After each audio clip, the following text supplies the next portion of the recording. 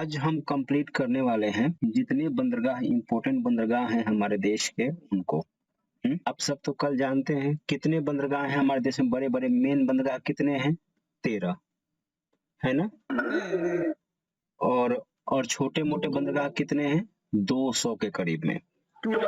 हाँ, तो ये हमारे देश के बंदरगाह हैं। बंदरगाह को क्या बोलते हैं? पत्तन बोलते हैं।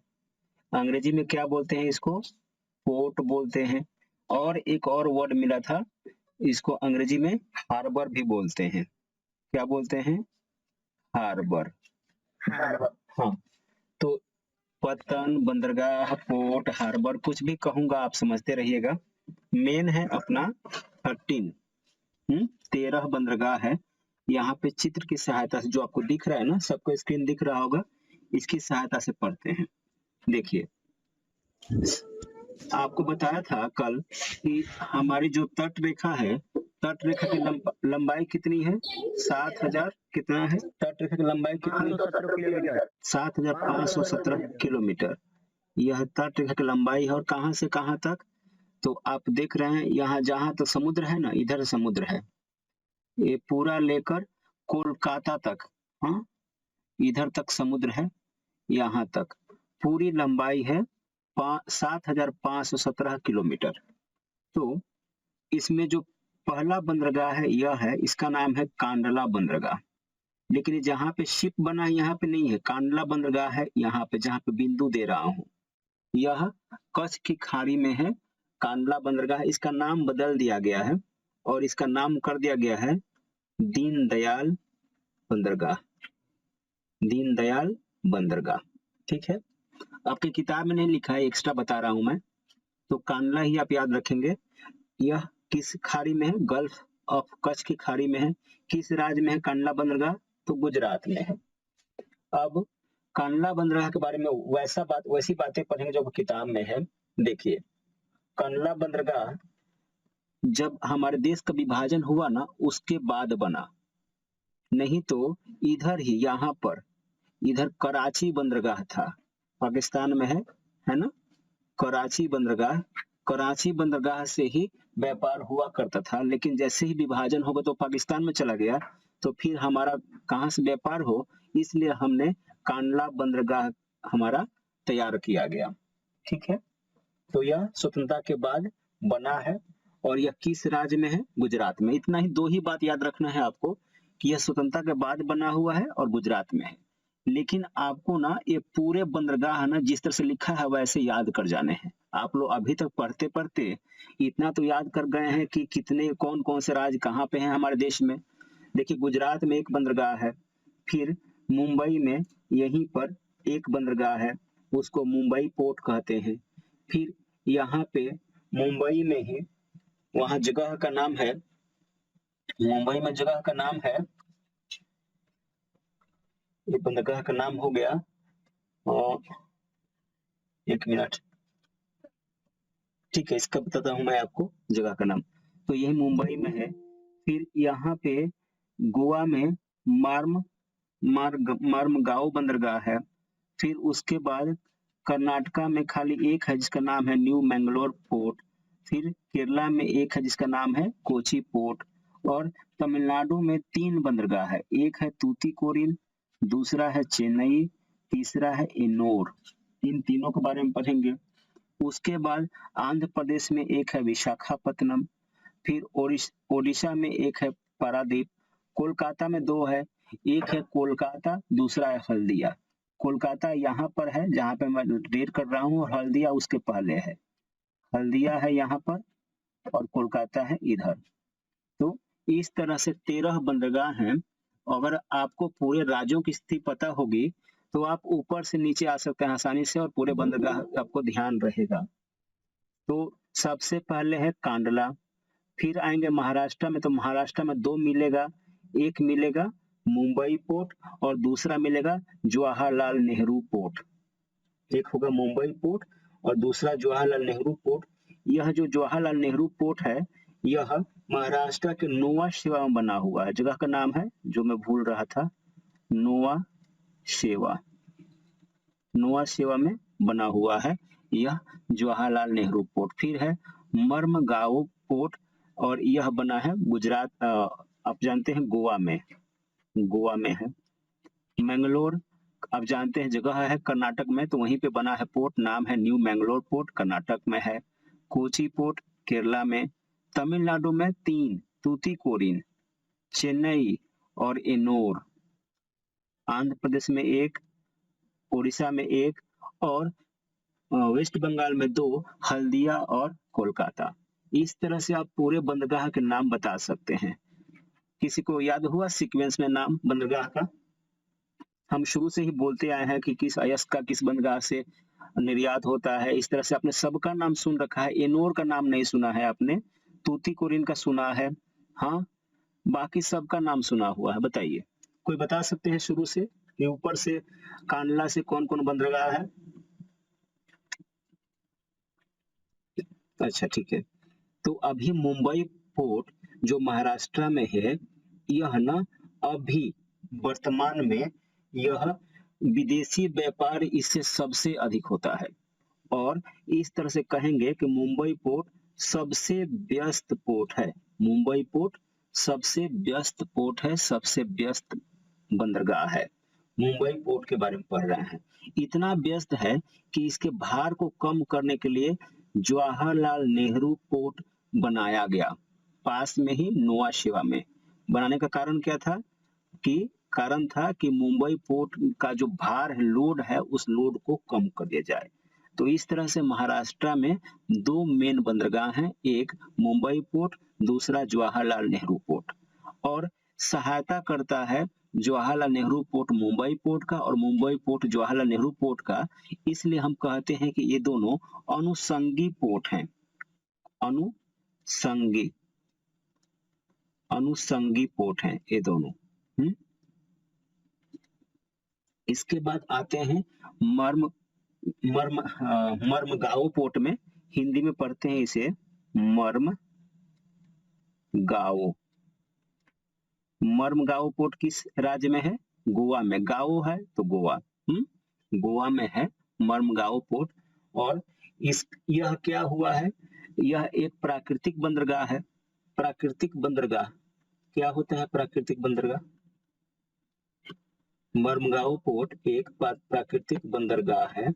इसका मतलब होता है कि यहाँ पर ना हमें अधिक कुछ नहीं करना पड़ा है। यहाँ पे जमीन जो ये जहाँ पर पानी है वहां पे गहराई अधिक है और पोर्ट जैसा प्रकृति ने ही उसकी आकार को दे रखा है ताकि आसानी से जहाज वहां आ सके, जा सके।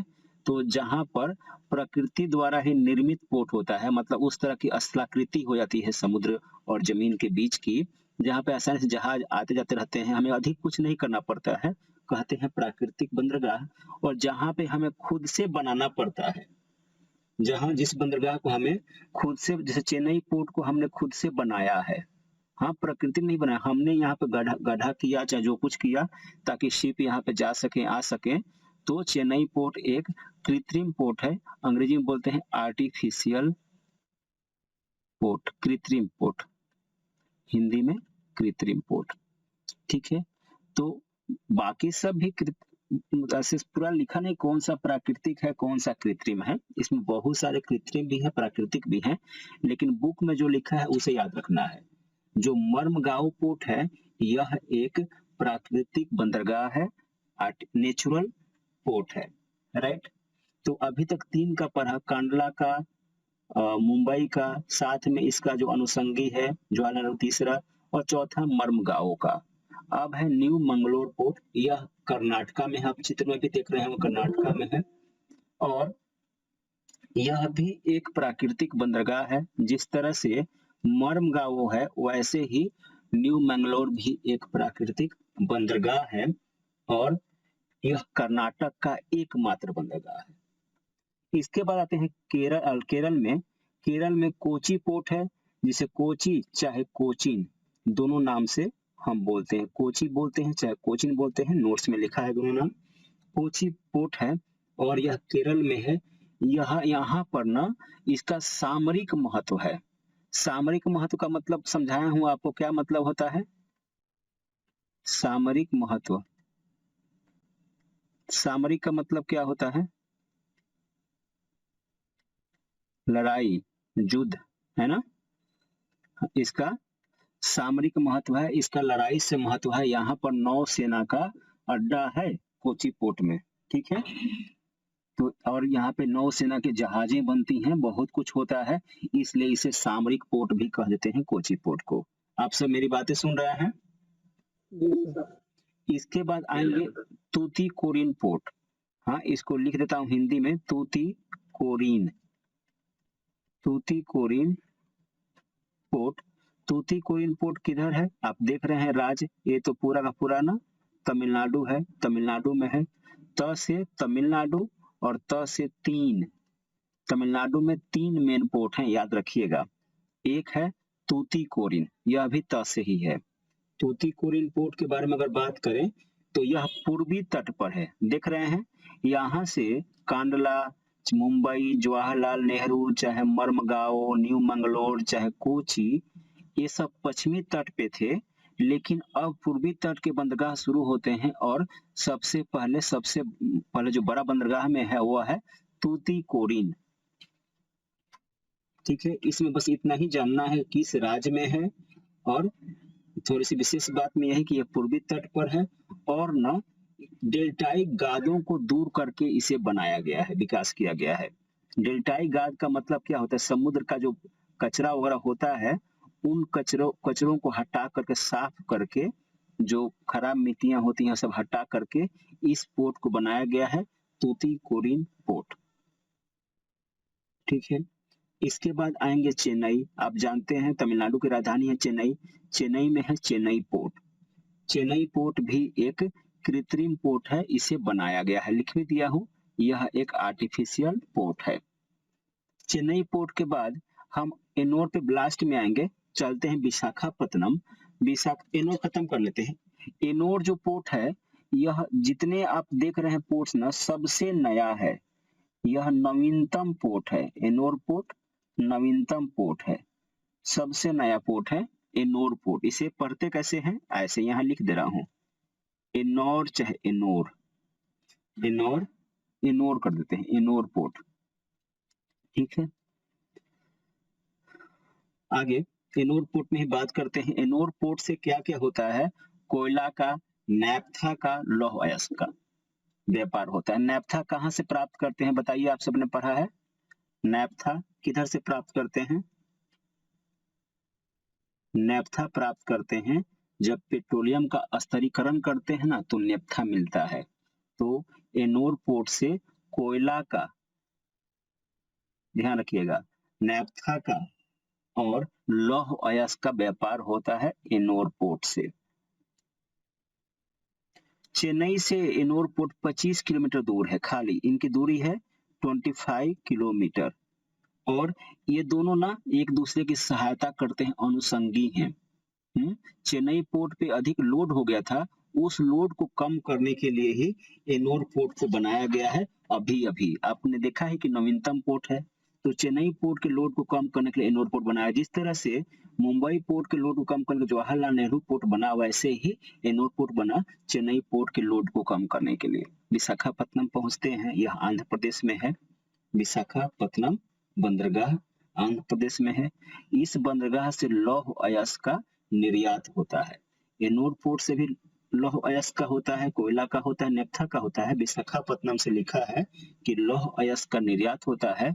विशाखापत्तनम में ना जलयान बनते हैं, जलयान बनते हैं विशाखापत्तनम में, विशेष बात है इसकी, ठीक है। और इसकी एक और विशेष बात है कि पूर्वी तट पे जितने बंदरगाह आपको दिख रहे हैं, उनमें सबसे गहरा है विशाखापत्तनम, सबसे गहरा है विशाखापत्तनम वाला। जलयान बनते हैं, सबसे गहरा भी है। अब विशाखापत्तनम से ओडिशा चलते हुए पारादीप पहुंचते हैं। पारादीप पोर्ट, खनिजों का व्यापार होता है पारादीप पोर्ट से, इतना ध्यान रखेंगे। और कोलकाता पोर्ट के भार को कम करने के लिए पारादीप पोर्ट बनाया गया। कोलकाता पोर्ट के भार को कम करने के लिए पारादीप पोर्ट बनाया गया। और फिर हल्दिया पोर्ट भी ऐसा ही है, फिर भी लिखा हुआ है कि कोलकाता पोर्ट के भार को कम करने के लिए पारादीप पोर्ट बनाया गया। अब आते हैं कोलकाता पोर्ट पे। देखिए कोलकाता पोर्ट ना बहुत प्राचीन काल में मतलब स्वतंत्रता से पहले की बात करेंगे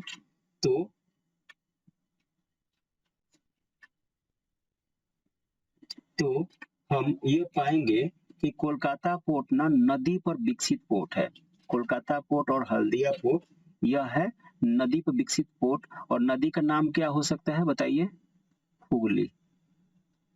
कोलकाता पोर्ट और हल्दिया पोर्ट हुगली नदी पर विकसित पोर्ट है, नदी पर पोर्ट है। बाकी सारे पोर्ट जो हैं समुद्र पर हैं और ये दोनों हैं नदी पर। नदी का नाम क्या है?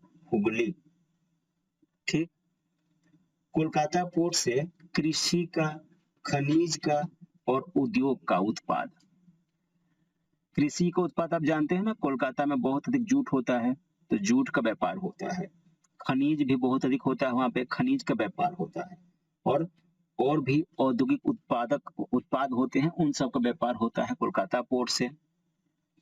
इसके बाद कोलकाता पोर्ट में बहुत बड़ी समस्या है भीड़ की। बहुत अधिक भीड़ होती है यहाँ पे कोलकाता पोर्ट में। तो भीड़ को कम करने के लिए ही हुगली पोर्ट बना। और फिर हुगली पोर्ट से पहले पारादीप पोर्ट भी भीड़ को कम करने के लिए बना हुआ था। तो अभी आप देख लेंगे कोलकाता पोर्ट के बाद हुगली पोर्ट बोल रहा हूँ, गलत बोल रहा हूँ मैं, हल्दिया पोर्ट है। This is Haldia, not Hooghly. Haldia port Hooghly नदी पर है। ये भी हल्दिया पोर्ट बना। और हल्दिया पोर्ट में एक समस्या है, हुगली नदी में एक समस्या है। वो समस्या क्या है? गाद की। गाद मतलब खराब पानी की। आप जानते हैं कि समुद्र या नदी के किनारे पूरा कचरा इकट्ठा होता है तो उसे गाद बोलते हैं। तो गाद की समस्या है वहां पर। और साथ में ही हुगली नदी पर ये तो पोर्ट है लेकिन फरक्का बांध से भी जल की आपूर्ति होती है इन पोर्ट्स की। बांध का नाम क्या है? फरक्का। बहुत अधिक इंफॉर्मेशन है कोलकाता और दिस हल्दिया पोर्ट के बारे में। तो फिर से एक बार सबको रिवाइज कर लेते हैं। सभी लोग बोलिएगा, कांडला पोर्ट किस राज्य में है? गुजरात। और यह स्वतंत्रता प्राप्ति के बाद क्यों बना? कराची पोर्ट चला गया था इसलिए बना है। ठीक है, इतना ही। मुंबई पोर्ट। मुंबई देश का सबसे अधिक व्यस्तम पोर्ट कौन सा है? मुंबई पोर्ट। मुंबई पोर्ट के लोड को कम करने का कौन सा पोर्ट बना है? किस जगह पर है जवाहरलाल नेहरू पोर्ट? नोआ सेवा में। नोआ सेवा में है जवाहरलाल नेहरू पोर्ट, नोआ सेवा में है। ठीक है। और नोआ सेवा में जो ये पोर्ट बना ना जवाहरलाल नेहरू पोर्ट, इसका निर्माण हुआ 1987 से 1988 के बीच में। इसका निर्माण हुआ। ठीक है। और ये दोनों अनुषंगी पोर्ट हैं। मुंबई पोर्ट और जवाहरलाल नेहरू पोर्ट अनुषंगी पोर्ट हैं। ठीक है। गोवा में कौन सा पोर्ट है? गोवा में कौन सा पोर्ट है? मार्मगाओ पोर्ट है गोवा में। ठीक है। केरला में कौन सा पोर्ट है? सॉरी, कर्नाटका में कौन सा पोर्ट है? मैंगलोर। न्यू मैंगलोर पोर्ट है।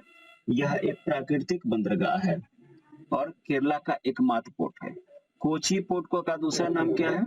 कोची पोर्ट का दूसरा नाम क्या है? कोचीन पोर्ट। ठीक है। और इसका सामरिक महत्व है। तो अगर प्रश्न पूछा जाए कि किस पोर्ट का सामरिक महत्व है तो आप बता दीजिएगा कोचीन पोर्ट का, क्योंकि वहां पे नौसेना के अड्डा है, लिखा नहीं किताब में, और वहां पे बहुत सारे शिप बनते हैं नौसेना के। ठीक है। इसके बाद तूतीकोरिन पोर्ट किस राज्य में है? तमिलनाडु में। और यह तूतीकोरिन पोर्ट जो है ना, जो डेल्टा के गाद होते हैं, गाद मतलब वही खराब पानी और मिट्टी, उनको हटाकर बना हुआ है। तमिलनाडु में 3 पोर्ट हैं। चेन्नई पोर्ट एक कृत्रिम पोर्ट है ना। और जो एनोर पोर्ट है सबसे नया पोर्ट है। जितने पोर्ट हम पढ़े इनमें सबसे नया पोर्ट है एनोर पोर्ट। और इसको क्यों बनाया गया था? चेन्नई पोर्ट के भार को कम करने के लिए। और एनोर पोर्ट से 3 चीजों का, नेफ्था का, कोयला का और लौह अयस्क का व्यापार होता है। नेफ्था का, कोयला का और लौह अयस्क का व्यापार होता है। नोट शेयर करूंगा, एक बार पढ़ लीजिएगा आप लोग, वहां से जितना बता रहा हूं तो है ही। विशाखापत्तनम पोर्ट, यह है आंध्र प्रदेश में। विशाखापत्तनम के बारे में बताइए, क्या क्या आपने विशेष बातें देखा इस पे विशाखापत्तनम पोर्ट के बारे में? यह बहुत गहरा है। सबसे गहरा पोर्ट है पूर्वी तट पर, सबसे गहरा पोर्ट है विशाखापत्तनम पोर्ट, और यहाँ पर जलयान का निर्माण होता है इस पोर्ट पर, विशाखापत्तनम पोर्ट पर। किस राज्य में है Visakhapatnam port? Very good, very good, very good. Odisha में कौन सा पोर्ट है? ओडिशा में पारादीप पोर्ट है ना। ये जो पोर्ट है ओडिशा में ही है ना, देखिए ये पारादीप पोर्ट। और वेस्ट बंगाल में कौन कौन से पोर्ट हैं? हल्दिया पोर्ट, हल्दिया पोर्ट और कोलकाता पोर्ट, दो पोर्ट है, हल्दिया पोर्ट, कोलकाता पोर्ट। पारादीप से पहले आता है हल्दिया और उसके बाद आता है कोलकाता पोर्ट। तो ये पोर्ट है, हुगली नदी पर बने हुए हैं। हुगली नदी में पानी थोड़ा बहुत कम हो जाए तो फरक्का बांध से भी पानी यहाँ पे इस पोर्ट पे दिया जाता है, ताकि क्योंकि यही दो पोर्ट हैं जो कि नदी पर पोर्ट हैं, बाकी सब समुद्र पर हैं। ठीक है, तो पोर्ट का पूरा हो गया। किसी को कुछ पूछना है? Anybody, any question?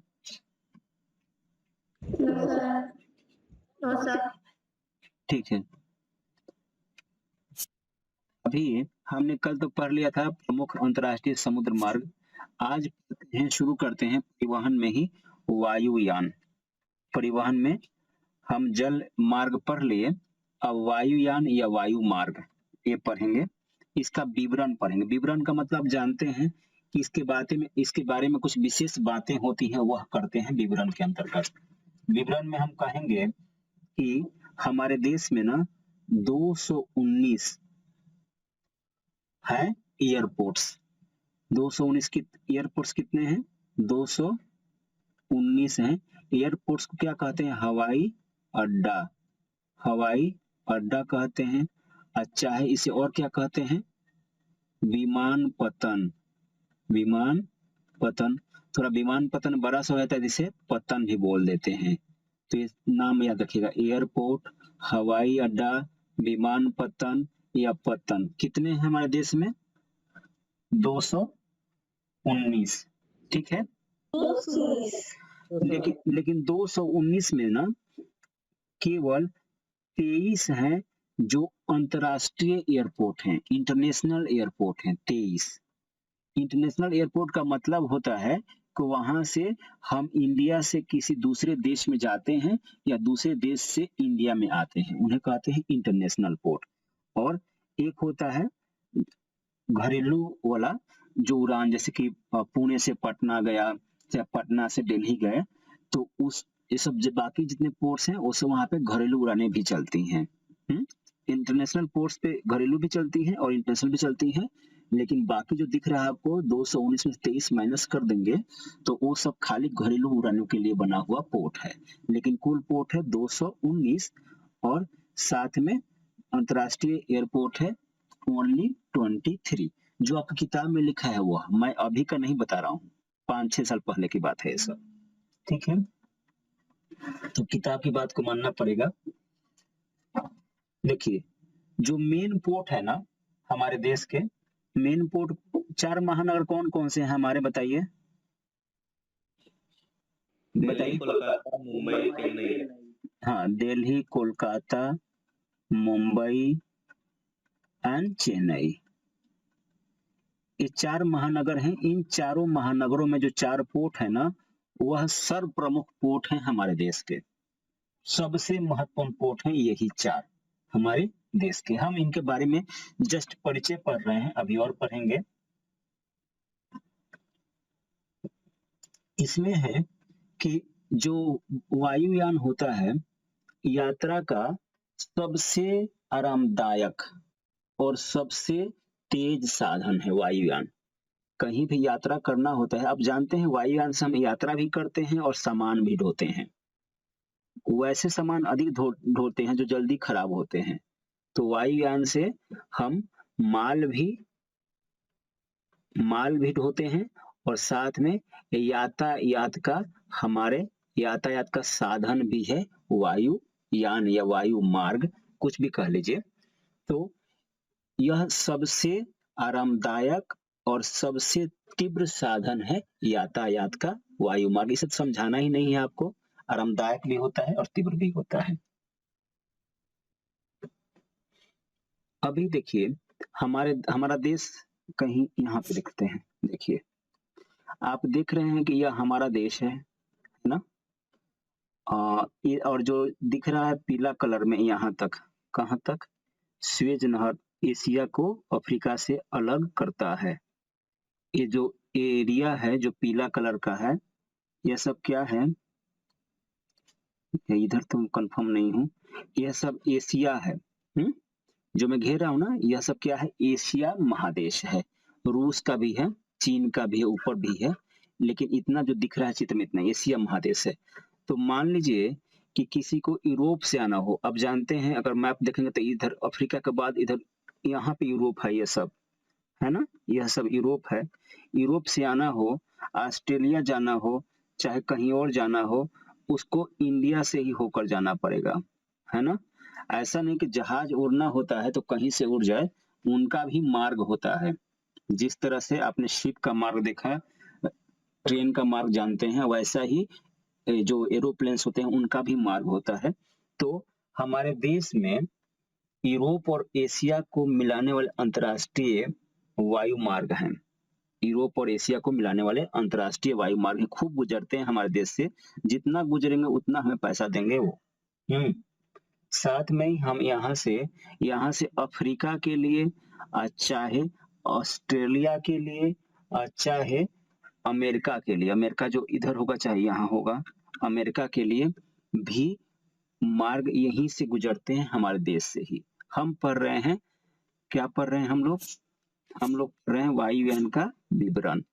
जो मार्ग है अंतर्राष्ट्रीय मार्ग, वो बहुत सारे मार्ग हमारे ही देश से गुजरते हैं, जिसका हमें आर्थिक लाभ होता है। आर्थिक लाभ होता है, किताब में नहीं लिखा है, हमारे यहाँ से गुजरेंगे तो उनको सर्टेन फीस चुकाना पड़ता है, ठीक है।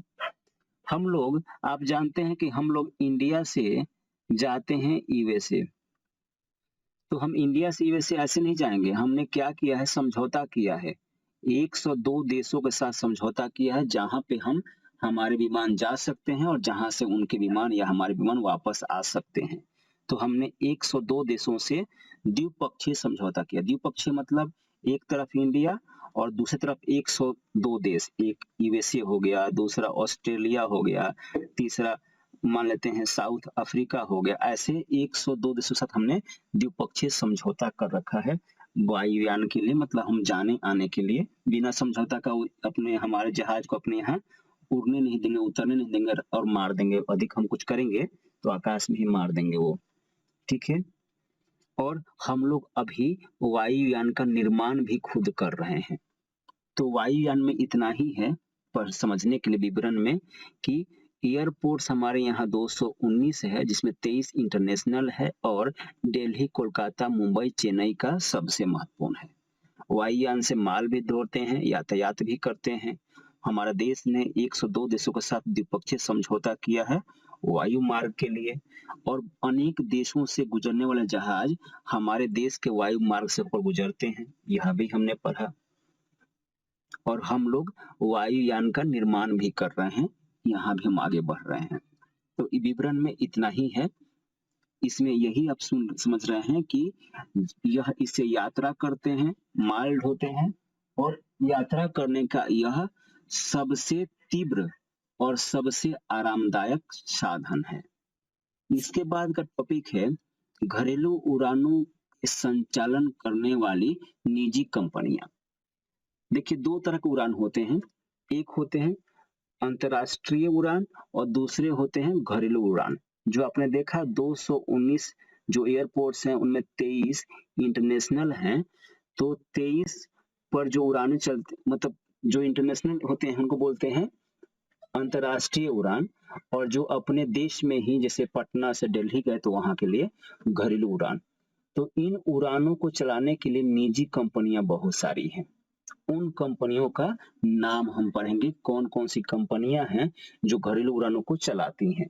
जो आपकी किताब में लिखा है उसी की हम बात करेंगे। इसमें लिखा है जेट एयरवेज, जेट एयरवेज, ठीक है, इंडिया लिमिटेड। नोट्स में लिखा है पूरा। पहला है जेट एयरवेज इंडिया लिमिटेड, दूसरा है गो एयरलाइंस, गो एयरलाइंस